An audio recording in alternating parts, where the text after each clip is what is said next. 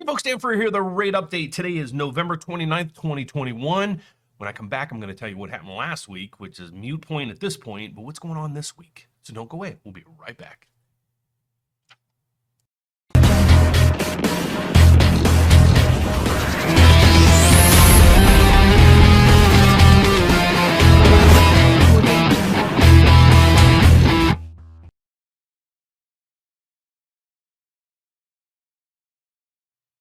Holy moly, my bad.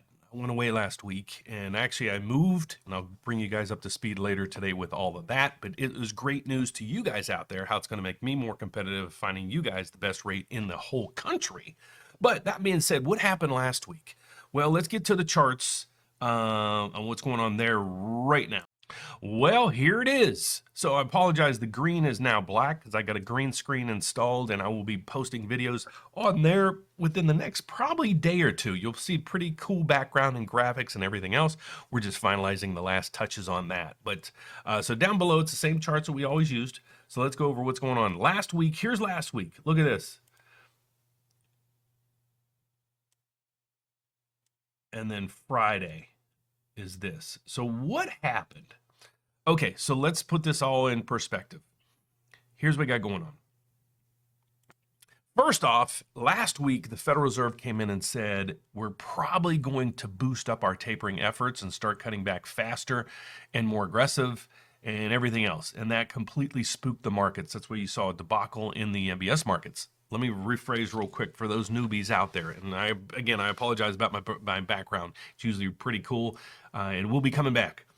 But last week, so what we follow on here is what's going on with mortgage rates, and then I also talk about the housing market and real estate in general.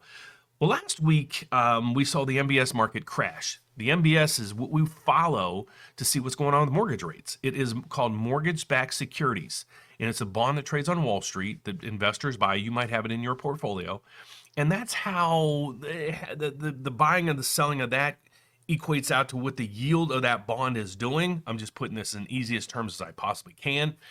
So that's why we watch that. It's the biggest component of, or biggest factor in your mortgage rates. Well, what happened over the last few years is the Fed's been buying and buying aggressively into that bond, and it's been driving up the prices because there's more demand and lower in yields. Well, last week, the Fed said we might start to aggressively taper, meaning buy less. So the prices will drop, yields will go up, and everything else. So that's what happened to the markets. I'll show you again what happened in the markets. So you had this complete crash. Well, it started crashing back here. It really started crashing way back here. So again, this is what's going on with the price of the bond. As the price goes down, yields or mortgage rates go up. So we hate when this chart's going down. We can see last week, this was Friday, Thursday was closed, so this is Wednesday, Tuesday, Monday.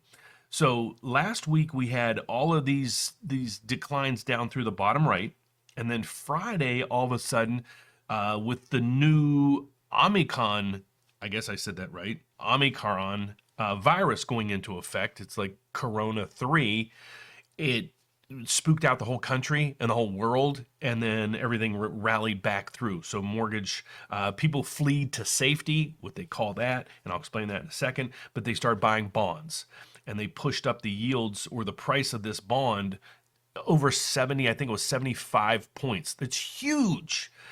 So what's happening so far is I knew it would give up some, but I'm sitting on, we locked a lot of people on Friday because we wanted to take advantage of this. This is like, say, just like the market's doing today. The Dow is down 1,000 on Friday. It's up already 200 points today. Same thing happens in this. Just think of this as a bond, okay? So what's happening is we see some selling pressure in the bond MBS market right now, and what that does is push up rates, okay? But it's still, we had a huge rally on Friday, so I'm going to pick up from there. So then what happened is the world, or everybody started coming out this weekend saying the Omicron, and I apologize if I'm killing that, we don't know what it's going to do. So there's going to be 3 scenarios that might possibly happen. So I'm going to let you see a clip from CNBC right now. And when I come back, I'm going to finish that and then go over rates where they are open today and where I see them going this week. So hold on, watch this video, and I'll be right back. markets try to figure out the severity of the new variant, they're also trying to game out the potential reaction of the Federal Reserve. Our senior economics reporter, Steve Leisman, joins us with more on that front. And Steve, we feel like we have seen this play out before, and maybe we know the Fed's playbook at this point. I think it's possible to game it out, Becky. I think that's just what the market's doing. And I think here's where we are right now. Unless convincing evidence emerges before the next Fed meeting that the new variant's a mild one, an accelerated taper is almost certainly off the table, as the Fed will likely not make such a move in the face of the current uncertainty. Ian Shepardson from Pantheon writes over the weekend, if a clearer and reasonably positive picture has not emerged by the time of the December 14 and 15 meeting, then the Fed presumably will delay the decision to accelerate the pace of tapering. Now, this turns the consensus on its head. Just days ago, there was a new consensus. Growth forecasts were rising, job market looked to be accelerating, and there was growing conviction the Fed was worried enough about inflation that it would speed up the taper. Now there are three scenarios being gamed out. In what looks to be the new base case, the Fed would keep the current taper in place while it awaits information and less uncertainty. In the best case, where the variant ends up being contained and perhaps not as bad as Delta, the Fed would revisit the idea of a faster taper in January and then possible rate hikes in the spring or early summer. Of course, there is the worst case where the variant ends up requires a reset of the immunizations around the world to date, and lockdowns were put in place, consumers hold back, and the taper, of course, would halt in that case. Fed futures markets, they've begun to embrace, I think, what is the base case here, with a 41% probability on a May rate hike, dialing back but not completely dialing out the possibility of a faster taper. Of course, Becky, a stronger dollar and low oil prices give the Fed some leeway in dealing with inflation for now. Okay, great video. So you kind of see what's going on there. So we don't know. So I'm going to err on the side of caution. We're going to continue to watch this. If this right here, I'll show you what I'm looking at. If this market right here stays around 23, okay, if we start going down 25, we hit 25 and we start deteriorating from there, I'll start locking in people, because that'll tell me there's a reversal. But like Steve Leisman said, the Fed's going to meet this in December, and they're going to say one of a few things. One, have they figured out this virus? What is it going to do? Well, if they haven't figured it out, one, they're going to just say, okay, we're going to hold everything for now. You're going to see a short-term rally in the markets, as well as the MBS market. The next thing is the Fed was going to say, okay, it dissipated, it went through the system, it spiked, but it's under control. They might go back to where they were last week and say, you know what, we might start aggressively tapering again. I don't see that. I don't see that for about 60 to 90 days until they really figure out this thing. So this is a temporary good for all of us.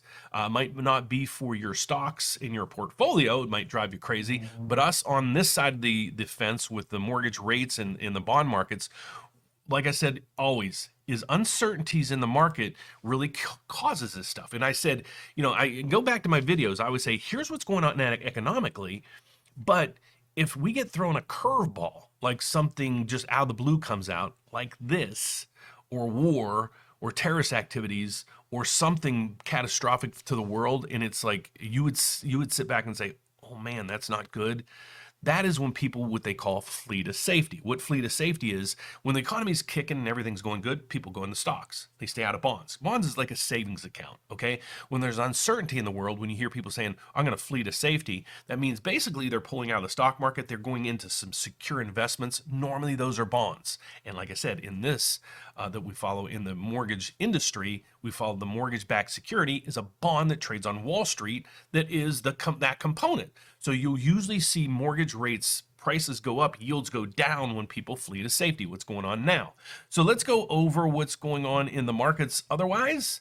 You can see right here. Well, let's go to first to where are rates? Where did they open today? And you can see that right here. The 30-year, the 15-year, FHA and VA, jumbo, and the 5-year ARM. Guys, these are not my rates. These are rates published by Mortgage News Daily. They survey mortgage lenders all over the country to figure out where rates are. They compile all that data and they figure out this. So what they're saying right here is the 30-year fixed rate is down, and follow with me over here, 5 basis points, which means 0.05, down to 3.24. And that's how this rallies down through. So the 15-year is 262, down 5 basis points from Friday, or it's from Thursday close. Follow with me. This is today's opening. So that would be Friday's close. So Friday morning, whatever, you get it. FHA, 2.85, it's down 15 basis points. That's huge. The jumbo, the 30-year jumbo is 315, down 5 basis points. You see 5 basis points across the board here. It should have moved even further, but I think a lot of lenders just stopped dropping their rates and let it compile, let the dust settle, and then come out today. The 5-year arm is at 3.25, still higher than the 30-year, so I would highly recommend you not doing that. Okay, so let's get on the economic calendar for today. We see the pending home sales. I don't think they're out yet because I'm trying to do this as early as I can. Not out yet. The next piece of the puzzle is right through here. We're going to see more home prices and things like that. Federal Chairman Powell will speak tomorrow, so this could throw a kind of a curveball into the markets, how he says they're going to react to this new corona variant of a virus. Okay, and then consumer confidence. Wednesday, the ADP payroll. So we watch payroll really, really closely because that's one of the big things the Federal Reserve watches. They watch employment, which is represented by the payroll numbers, and they watch inflation, and they usually watch the PPI and they watch the PPI, the CPI, and a whole bunch of other things, but they mainly focus on the PPI.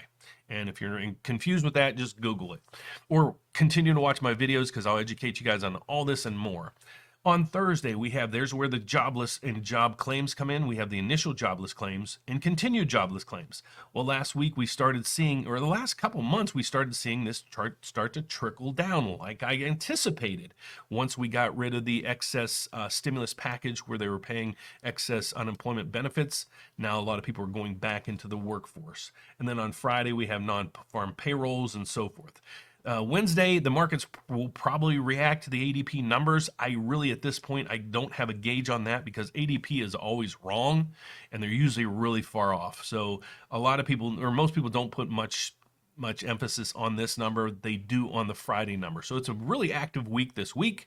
We go into what's going on with the MBS market. We're down 23 right now. Like I said, my trigger point here is going to be at 25. Once we hit 25 or we start deteriorating from there, I'll start continuing the lock. So I see that's being a reversal. But this is uncertain right now. So we might even see a reprieve on this, especially if the Fed comes out and says, you know what, this variant might throw more havoc in the market than we thought. Intraday, where are we? Intraday, again, it's early, but we started out of the gate and we just plummeted. We gave back a lot of what we picked up on Friday. So that's why we locked in a lot of people on Friday. And then now we're just sitting on the fence because it just stabilized and we want to see where it goes from there. So that is it for now. That is it for today, guys. We have a brand new website. If you'd like to check that out, go to therateupdate.com. Same name, same URL, but it's a different format. You can go here. We have a few things there. You might see a couple things missing, like, hey, Dan, where's the loan estimate upload? Yeah, it's getting installed. Where's the set a meeting with my guys? Well, that is getting installed. It should be in within the next 24 to 48 hours. But if you'd like to reach out to us anyways, I know this number is hard to see right here, but give us a call. We'd love to talk to you and help you out in any way we can, answer any questions that you have. Our number is 844-775-5626, or you can apply online right here. Or if you're like, hey, I just want a quote for now, give me some details, just click the get a quote. You'll answer some information. We'll get back with you. If it's during office hours, we'll probably get back to you within an hour or two to make sure that you get an accurate quote at that time. We might need to go back and forth with you a few times on emails just to narrow down exactly all the criteria when we're giving you an interest rate. So that is it for today, guys. I promise you, I'm going to get back to my old self with my backgrounds and all the other stuff, but I made a move for you guys. I'll go over that further this afternoon in my later today video on how my move is going to benefit all you guys. So take care, guys. Don't forget to give me a thumbs up, subscribe down below, hit the bell every time I post a video. You get an alert. I'll see you later. Bye-bye.